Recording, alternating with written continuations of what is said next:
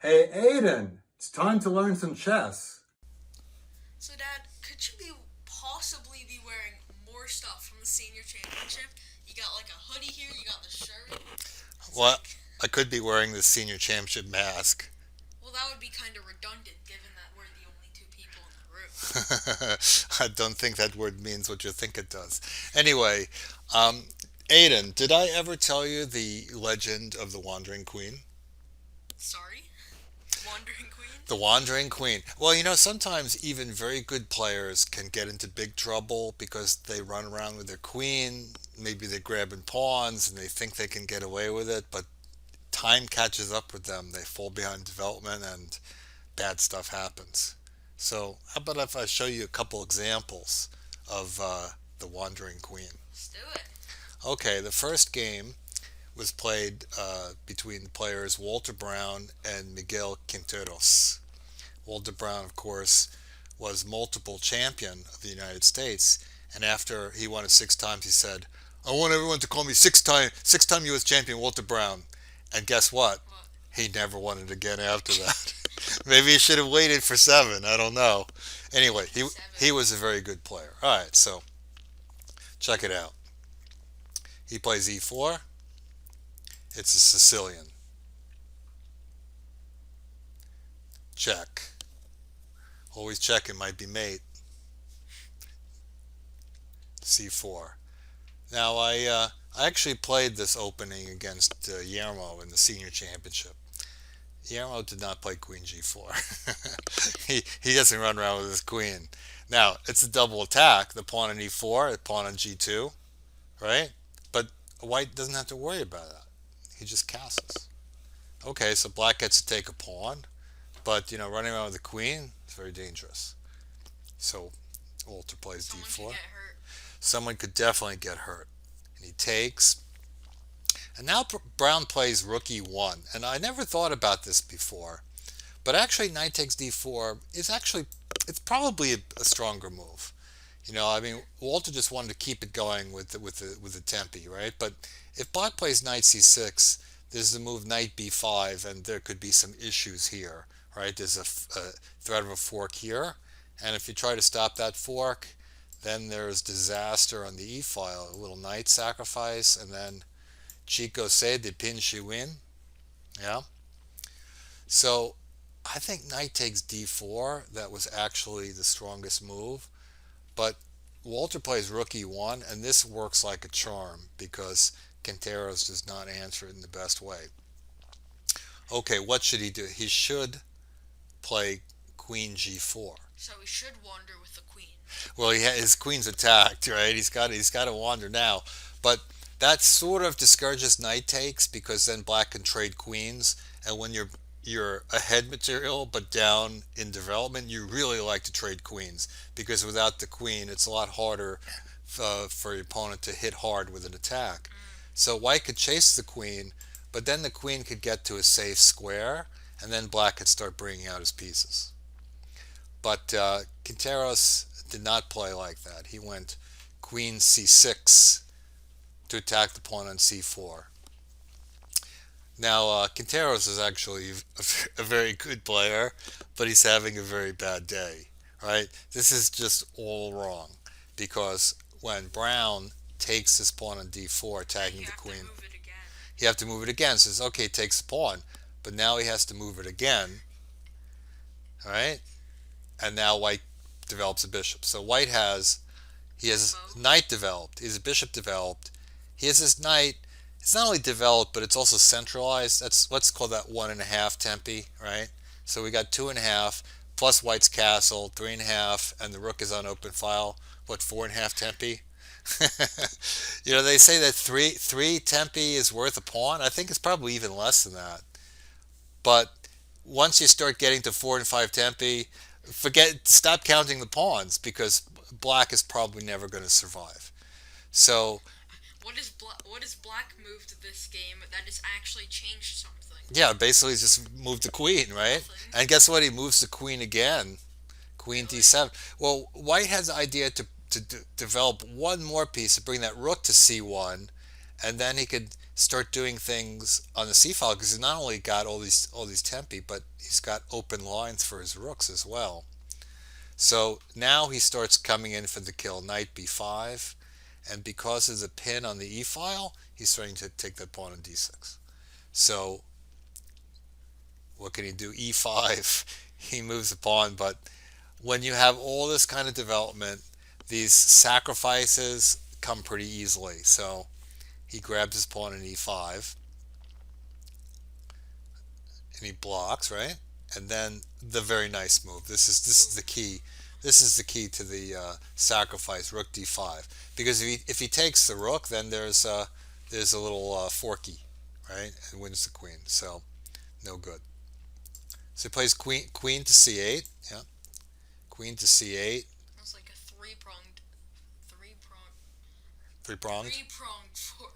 Three-pronged fork. Oh, very good. So then knight f5, threading another fork on d6. So he moves the king. And now a simple move. He just takes the bishop.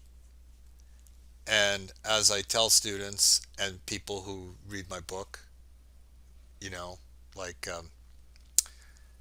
Better Thinking, Better Chess, right? Good book. Good book. Uh, don't forget to look for the captures. Start with the high moves, right? The forcing moves. So if black takes with a knight, yeah, then the rook comes down to d8. That not only wins the queen, it even mates, right? So after knight e7, he takes with the king, and then rook e5 check, and the game is over already. Because if the king goes to f8, queen goes to d6, and that, well, maybe it does. Yeah, it does mate actually. I mean, you don't have to be mated to resign, but it does mate. And if what else? If king f6, queen d6 check, and you have to put the queen in the way, so you lose the queen and pretty much everything else. Yeah. So that was a pretty decisive debacle, moving that queen all around. And yeah, let me show you one more. So Aiden, I'd like to show you one of my favorite games from my childhood.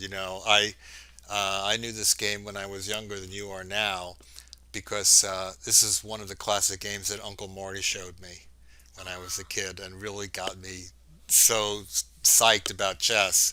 Seeing games like this. This is a game between Aaron Nimzovich, and Seaman Alapin. Alapin, his name is on one of my favorite openings against the Sicilian. And Nimzovich was one of the greatest thinkers of all time. But this game turns out to be one-sided. And a lot of these old games, I wonder if they were exactly real games, or maybe these guys just were sitting around and decided to compose it. I think that happens sometime. But in any case, it's a super cool game. So let's have a look. All right, so first e4, e6. So it's a French defense. And Nimzovich takes on d5, which is a little unusual nowadays. People play e5 or sometimes bishop g5. And Alapin takes with the knight. I think it makes a little more sense to take with the pawn and to open up the bishop on c8 to develop. But it takes with knight. Okay, that doesn't seem so bad. Knight f3, and then c5. He's hitting at the center. But again, it's a pawn move. Notice that white just moved e and d, and black has now moved his third pawn. So it's one extra pawn move, and he's black. So sometimes you can fall a little bit behind. All right, so white takes on d5. And Alapin takes with the queen. Now he can take with the pawn. But then, let's say check, knight c6 castles. And I don't want to say this position is bad for black, but black has to be a little careful because he's behind development. The e file is already open. So, like when you're white, your opponent has played more pawn moves and the center gets open. Then you can often try to get a good position by just developing very, very quickly. So Alapin decided to take with the queen on d5. And then Nimzovich plays bishop e3, another developing move. So he's got two pieces developed. he's threatening to take that pawn on c5. So Alpin says, okay, I'll take you first. And then the knight comes into the center. So it's another game with that centralized knight. And then a6. Another pawn move, right? Best move ever. Well, if black didn't play a6, white might drop the knight to b5 and threaten to come in. So a6 is kind of a reasonable move. But again, after bishop e2, white is starting to get a noticeable lead in development. Now, maybe black can just play bishop e7, castles, gradually bring his pieces out, because he has a pretty solid position. He's got this nice kingside majority. His pawn e6 covers a lot of squares, so he can kind of weather being down a little bit in development if he just plays it carefully. But he doesn't play bishop e7. He goes for a walk with his queen. He grabs the pawn on g2.